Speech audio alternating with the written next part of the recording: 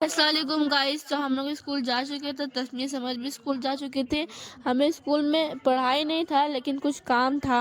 घर के बाहर का सब काम हो गया था तो मेरे अम्मी आ गई किचन में, क्योंकि उनको वॉशिंग मशीन में कपड़ा लगाई थी धुलने के लिए। नाना का कपड़ा था और नाना कपड़ा बहुत ज़्यादा ही गंदा होता है। उसके बाद मेरे अम्मी ने बाहर आके देखा कि जो नाना की जैकेट है ठंडी वाली, वो भी ठंडी तो जा चुकी थी लेकिन जैकेट पड़ी हुई थी बहुत दिनों से। तो मेरे अम्मी ने सोचा कि चलो इसको भी आज धुल ही देते हैं।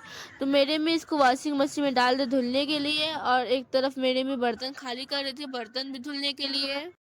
बर्तन धुलने के बाद मेरे में बेसिन के नीचे साफ सफाई भी करनी थी, क्योंकि बेसिन के नीचे कुछ ज़्यादा ही गंदा हो गया था तो झाड़ू भी लगाना था।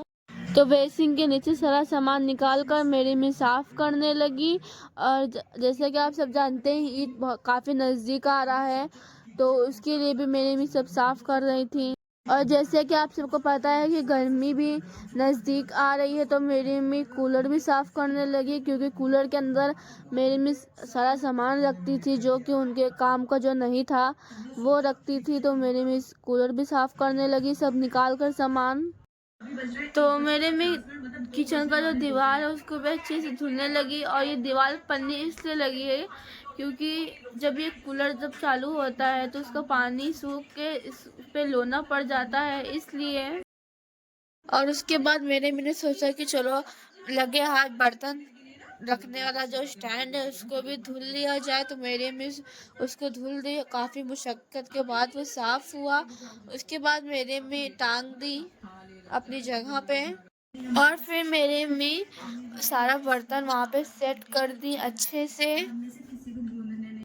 हमारे नाना का जो वॉशिंग मशीन में कपड़ा लगा था धुलने के लिए, तो मेरे में उसको ही किचन में खंगारने लगी, क्योंकि यहाँ जगह ज़्यादा रहता है तो खंगारने में भी आसानी रहती है।